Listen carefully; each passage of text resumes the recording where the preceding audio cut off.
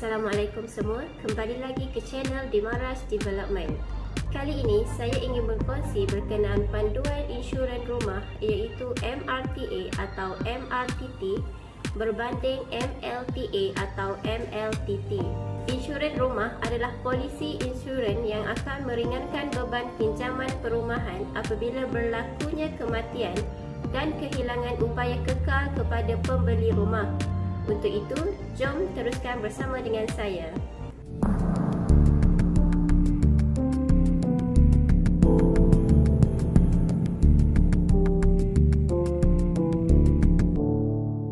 Apa khabar semua? Saya Zahidah Zainuddin merupakan pegawai pemasaran bagi syarikat Dimaras Development.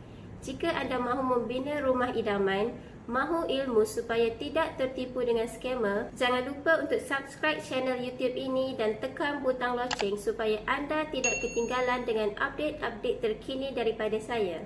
Sebelum saya meneruskan kepada topik perbincangan hari ini, sila tonton iklan promo yang kami sediakan ini terlebih dahulu. Kami Dimaras Development Sendirian Berhad merupakan kontraktor perumahan yang membina rumah di Kelantan dan Terengganu. Syarikat kami telah mula beroperasi sejak dari tahun 2007. Fokus perniagaan kami adalah membina rumah di atas tanah sendiri dan juga pakej rumah berserta dengan tanah.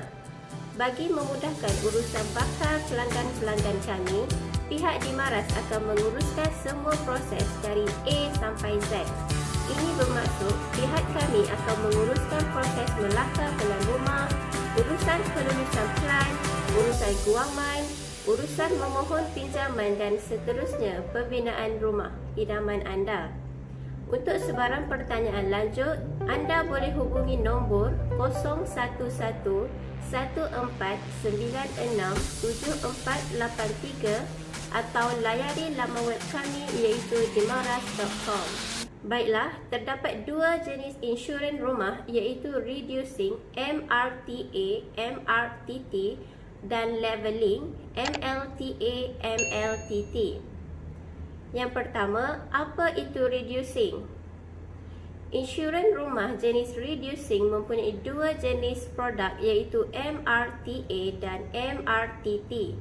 MRTA adalah singkatan kepada Mortgage Reducing Term Assurance.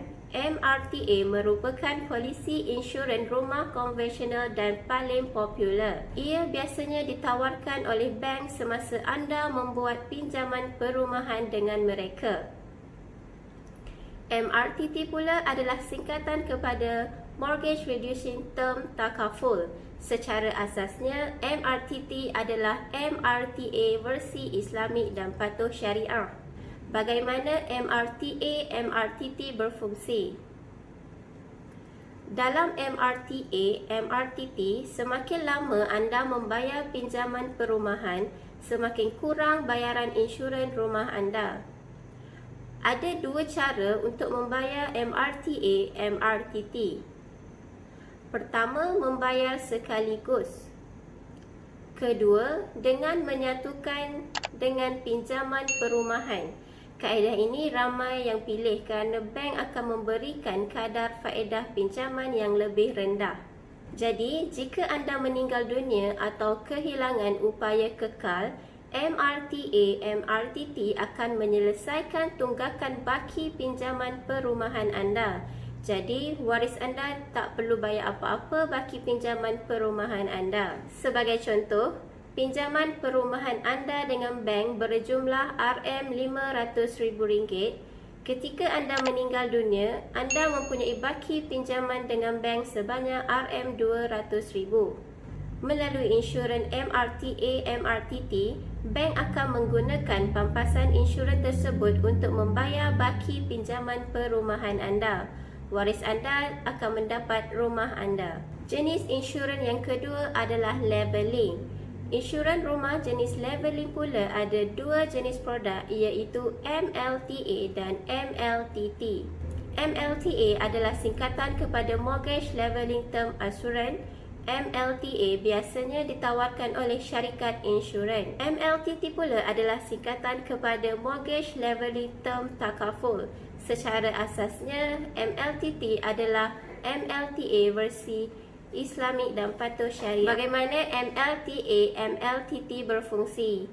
Dalam MLTA, MLTT, bayaran insurans anda adalah tetap dan tak berkurang. Ini bermakna dalam jangka masa yang lama, MLTA, MLTT lebih mahal berbanding MRTA, MRTT. MLTA, MLTT tidak boleh dibayar sekaligus. Ia perlu dibayar setiap bulan tanpa gagal kepada syarikat insurans. Contoh seperti insurans peribadi anda. Jika gagal membuat pembayaran, ia akan mencacatkan skor kredit anda. Tetapi MLTA, MLTT mempunyai banyak kelebihan. Jika anda meninggal dunia atau kehilangan upaya kekal, MLTA, MLTT akan menyelesaikan tunggakan baki pinjaman perumahan dan memberi pampasan tunai kepada waris anda. Contoh, pinjaman perumahan anda dengan bank berjumlah RM500,000. Ketika anda meninggal dunia, anda mempunyai baki pinjaman dengan bank sebanyak RM200,000. Dengan menggunakan insurans MLTA, MLTT, syarikat insurans akan membayar bank sebanyak RM200,000. Baki RM300,000 akan diserahkan kepada waris anda. Jadi, waris anda akan mendapat rumah dan wang tunai. Mari kita lihat perbezaan di antara MRTA, MRTT dengan MLTA, MLTT. Jika menggunakan MRTA, MRTT, kosnya murah. Jika menggunakan MLTA, MLTT, kosnya mahal. Bagi cara bayaran, MRTA boleh dibayar secara sekaligus. Yang kedua, bercampur sekali dengan pinjaman bank. Bagi MLTA, secara ansuran. Manfaat polisi kepada MRTA, MRTT, waris akan mendapat rumah. Bagi MLTA, waris akan mendapat rumah dan wang tunai. Okey, untuk pindah milik MRTA, MRTT, ianya tidak boleh. Jika menggunakan MLTA, MLTT, ia boleh membuat pindah milik. Untuk jumlah pampasan bagi MRTA, MRTT, ianya mengikut baki pinjaman perumahan. Sebaliknya bagi MLTA, MLTT, ia mengikut jumlah keseluruhan pinjaman perumahan. Untuk penama bagi MRTA, MRTT, ia adalah bank. Untuk MLTA, MLTT, ia adalah waris. Kesan refinancing bagi MRTA, MRTT, polisi akan batal. Bagi MLTA, MLTT, polisi tidak batal. Kekurangan bagi MRTA, MRTT adalah waris tidak mendapat wang tunai. Yang kedua, kadar faedah berubah-ubah mengikut ketetapan BLR oleh Bank Negara Malaysia. Yang ketiga, jika bank menetapkan kadar faedah MRTA lebih rendah daripada kadar faedah pinjaman perumahan, waris masih perlu membayar baki pinjaman perumahan. Bagi MLTA, MLTT, kekurangannya adalah menambahkan komitmen kewangan bulanan. Yang kedua, semakin panjang umur, semakin mahal kosnya. MRTA, MRTT, insurans ini sesuai jika hendak duduk dalam jangka masa yang lama. Yang kedua, sudah mempunyai insurans peribadi.